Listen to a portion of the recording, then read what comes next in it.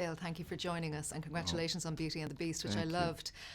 What struck me immediately was the respect and love you had for the original. Absolutely, yeah. But yeah. also that you're a master of the musical. And I'd love to come just to the bell number, because, again, you've all this technology at your fingertips, but I love that you used like over 150 extras, extravagant sets. You went for it, didn't you? Absolutely. And I thought it was important in a movie where you're going to have computer-generated objects to make everything else as real as possible. So yeah, it was an old-school musical. It was MGM, 1950. Shepperton here. We built this entire village. Sarah Greenwood designed it. Beautiful, brilliant designer.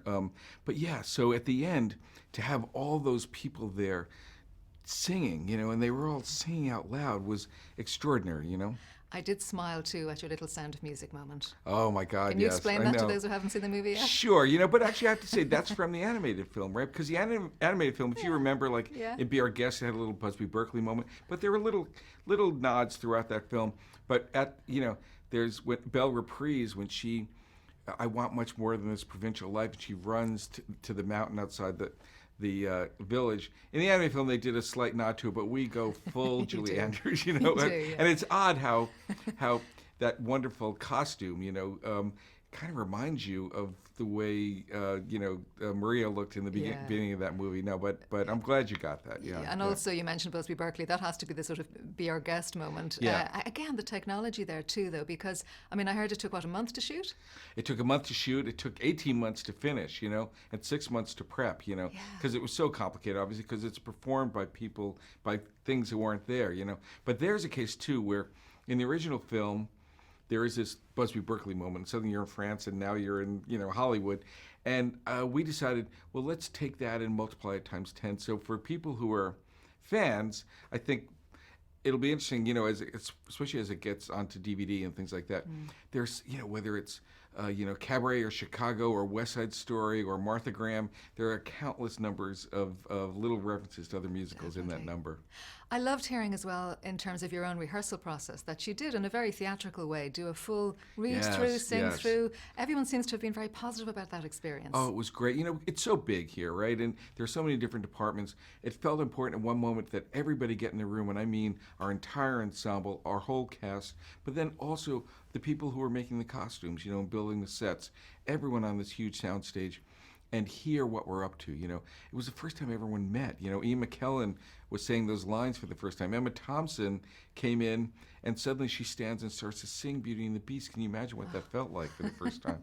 I was just talking to Alan Menken about the power of that song. It gets you, doesn't it? It does, and I think it's because in the middle of this big spectacle, suddenly it goes so quiet, doesn't it? And it's just like it, and it's that beloved character, Mrs. Potts, sort of sharing that thought with you. It really, it's the most moving thing to me always. Definitely.